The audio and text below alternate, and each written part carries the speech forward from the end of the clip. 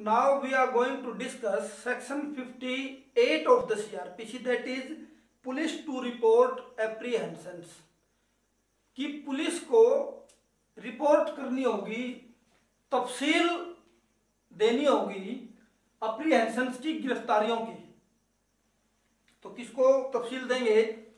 Officers incharge of police stations, police stations के जो officer incharge हैं, सेल रिपोर्ट, मैंडेट है, shall report to the district magistrate DM, और if he so direct, और अगर वो डायरेक्ट करता है, कौन डायरेक्ट करता है? DM. Police officer in-charge of police station किसको रिपोर्ट करेगा? डीएम को। और अगर डीएम डायरेक्ट करता है, if he direct, he direct मतलब DM direct to the sub division magistrate, तो अगर डीएम डायरेक्ट करता है कि हमें अप्रीहेंशन की रिपोर्ट देने की आवश्यकता नहीं है और आप एसडीएम को भी दे सकते हैं, तो रिपोर्ट एसडीएम को दी जाएगी। The cases of all person arrested without warrant, उन सभी व्यक्तियों की जो विदाउट वारंट अरेस्ट किए गए हैं, within the limits of their respective stations, their respective station मतलब officer in-charge of police station के रिस्पेक्टिव स्टेशंस में। Whether such persons have been admitted to bail और अदरवाइज, कि उनको बेल दी भी गई है या नहीं दी गई, इस बात से को छोड़कर भी ऐसा नहीं है कि वो बेल पर रिलीज कर दिए हैं तो आप ये कहें कि रिपोर्ट देने की आवश्यकता नहीं। इसमें कहा कि उस चीज का कोई प्रभाव नहीं पड़ेगा कि उनको बेल जमानत पर छोड़ दिया गया है या नहीं छोड़ दिया गया।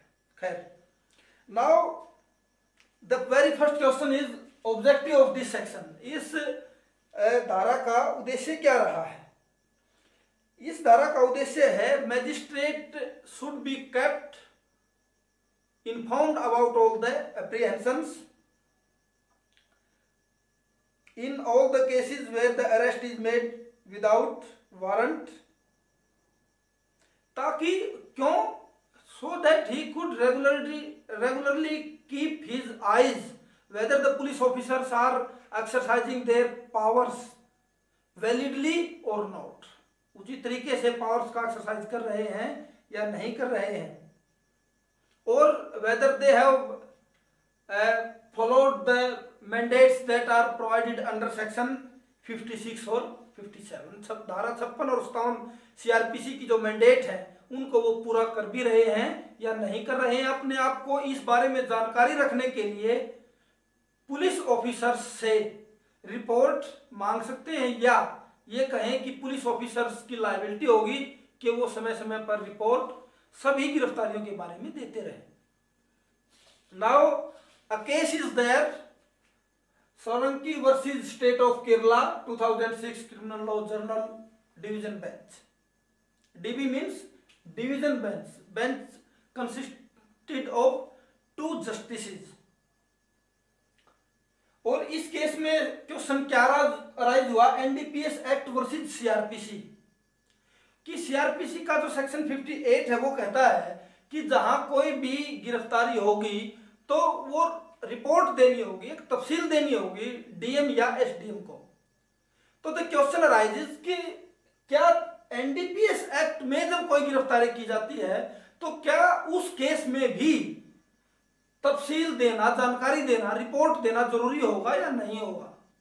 तो इस केस में कहा गया कि अगर एनडीपीएस एक्ट के अंदर कोई गिरफ्तारी होती है तो उस केस में सेक्शन 58 की जो मैंडेट है, जो रिपोर्ट देने की जो बात है, वो जरूरी नहीं होगा, क्योंकि NDPS act is a special act और सीआरपीसी उसके ऊपर अप्लाई नहीं होगी in the case of section 58। Meaning thereby NDPS act में अगर कोई व्यक्ति गिरफ्तार किया जाता है तो उसकी रिपोर्ट देना अंडर सेक्शन 58 सीआरपीसी जरूरी नहीं होगा पुलिस ऑफिसर के लिए। Meaning thereby NDPS act के ऊपर सेक्शन 58 सीआरपीसी लागू नहीं होता। In this way we have discussed section 58 of the CrPC fully. Enjoy the lecture. Thank you.